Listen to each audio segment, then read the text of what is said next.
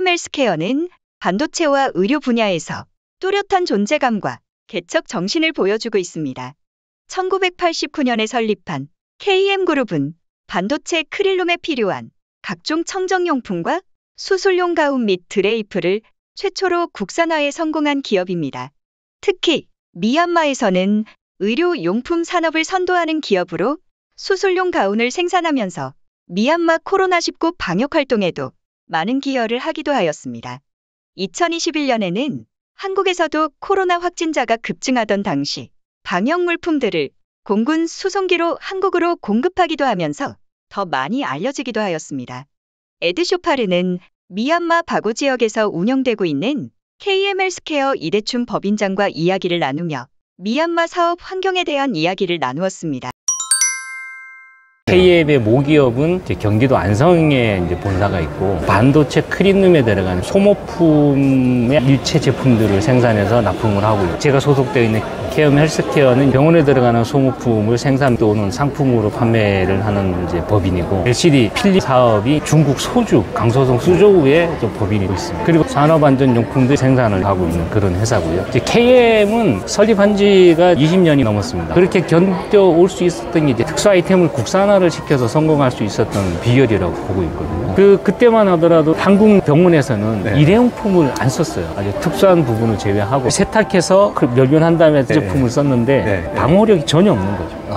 근데 다른 선진국들 같은 경우에는 90% 만들어서 방호력을 강화한 제품들을 썼는데 우리나라 환경에서는 그때는 그게 안 됐었죠. 경쟁 업체가 그때는 유한 킴벌리하고 우리하고 두 군데였어요. 유한 킴벌리는 미국에서 킴벌리 클락에서 수입을 하는 거예요. 우리는 국산화를 해서 국내에서 생산하는. 그래서 그걸 이기려면 정상적으로 제대로 된 제품, 명품화된 제품을 만드는 방법밖에 없었어요. 심지어는 패키지에 의사 선생님 이름까지도 만들었고 가운 같은 경우에도 의사 선생님 체형에 맞춰서도 제작을 해주고, 그런 부분들이 시장에서 소문이 좀 나고 이렇게 하면서 한국 시장에서 성공할 수 있었던 그런 부분입니다. 코로나 문제가 터지면서 방호복이라든가 마스크도 생산을 했었어요. 한국의 공급이 이제 충분하니까 지금 그 마스크는 또 베트남으로 빼고 있습니다. 그래서 크게 보면 무진, 무균, 무지해, 산무라고 하죠. 헬스케어 제품들 같은 경우에도 이제 병원 제품들 보면 하나 생산을 해서 이 하나로 끝나는 게 아니라 수술 환경에 맞춰서 패키지화를 해서 나가는데 이 제품 종류가 수천 가지가 있습니다. 병원별 수술 상황, 의사분들의 취향 뭐 이런 것 따라서 달라요. 그냥 한 번 쓰고 버리는 일회용이 아니라 모든 첨단과학을 집약시켜야 되는 제품.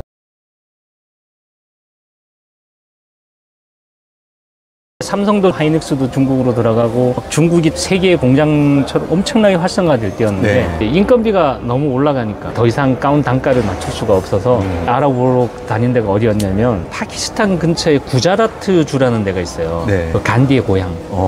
그 구자라트 주가 이 사막 한가운데 그 부직포를 생산하는 글로벌 업체가 있어요. 그 업체에서 우리랑 비즈니스를 희망을 하고 자기네 공장이 있으니까 그 안에 들어와서 라인 셋업해서 우리 원단 쓰면서 생산해라. 어느 정도 결정이 돼서 진행을 해야 되는데 그쪽 구자라트 주지사의 비리가 터진 거예요. 그때 당시 선거가 있었는데 차기 대통령 후보로 나오는 그런 후보였대요. 그럼 야당에서 비리를 캐다 보니까 그 환경 문제가, 인허가 문제가 걸렸고, 신고는 요만큼을 해놓고 땅은 이만큼을 판 거예요. 그래서 모든 투자 올수도 하고 재검토를 하겠다 이렇게 명령이 나온 거예요. 부랴부랴 3회 지역을 찾아보자 한 게 미얀마.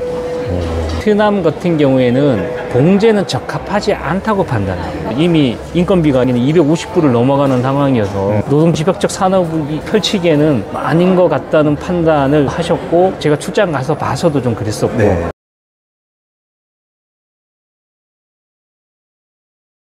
미얀마가 인도를 먼저 보고 와서 그런지 몰라도 엄청 깨끗하다, 사람들이 너무 순박하다, 그런 느낌들이 굉장히 많이 받았었어요. 노동집약적인 제품이다 보니까 자동화를 할 수 없는 부분이고 사람 손으로 다 일일이 맞춰야 되는 부분이고, 인건비가 싼 곳, 손놀림이 빠른 젊은 사람들이 할 수 있는 곳, 그게 미얀마예요. 미얀마 사람들 잘 아시지만 순박하고 셋업돼 있는 일들은 잘하잖아요. 그게 우리하고는 딱 맞죠. 미얀마에서는 관리만 잘해주면 그 셋업이 시간이 가도 계속 유지가 되는 그런 부분은 다른 나라보다가 메리트가 있던 것 같아요.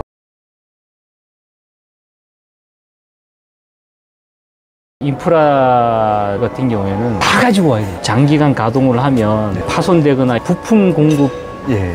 대체율이 원활하지 않고 미얀마에서 생산을 해서 한국으로 가는 딜리버리 타임이 너무 길어요. 주 이상이 걸려요. 재고 부담이 굉장히 커요. 전 세계에서 멸균을 하는 방법은 가스를 이용한 멸균을 제일 많이 써요. 근데 미얀마는 그 가스를 취급을 못하게 되어 있어요. 베트남에는 그게 가능하고 여기서 생산된 반제품을 가져다가 베트남에서 어셈블리를 해서 멸균까지 해서 한국으로 가져가는 게 이제 그래서 일단은 여기는 생산 기지는 계속 돌리고 베트남에는 패키지와 멸균이라든가 커버를 해주고 미얀마의 코로나나 쿠데타 상황에서 느꼈던 컨트리 리스크 부분들을 상쇄시켜 줄 수 있는 종합적인 부분으로 베트남은 검토하고 있는 거죠. 처음 시작할 때 한국 시장의 탑이 되자. 이제는 그 목표가 아니라 글로벌 시장까지 노리고 있는 거고 진짜 많이 배웠어요. 중국 같은 경우에는 한인 사회가 굉장히 커요. 엄청 크다 보니까 자기 니드에 맞는 사람들끼리만 모여서 소규모 활동을 주로 했었고 뭐 이번에 그 코로나 사태라든가 이런 걸 겪으면서 단체로 행동을 하고 뭐 거의 없어요. 여기 와 보니까 봉제협회라든가 뭐 단체에서 하는 활동들이 정말 다양하고 엄청나게 도움이 되고 도움을 많이 받았죠.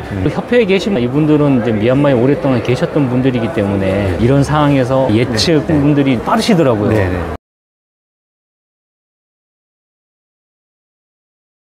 바고 쪽으로는 안 들어오시는 게 좋을 것 같아요. 바고가 양곤하고 1시간 거리인데 완전히 달라요. 힘들게 했던 건 양곤하고 다르니까 한국에서 양곤상들을 많이 접하시거든요. 양곤은 안 그런데 왜 그러냐. 8개 업체인가 있는데 아이템들이 다 달라요.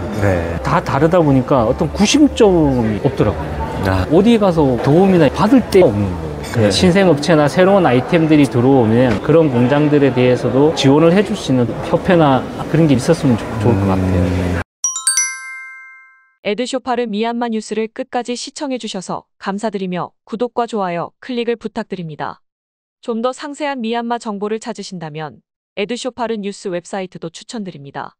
에드쇼파르는 보다 많은 미얀마 정보를 공유하기 위해 노력하겠습니다. 감사합니다.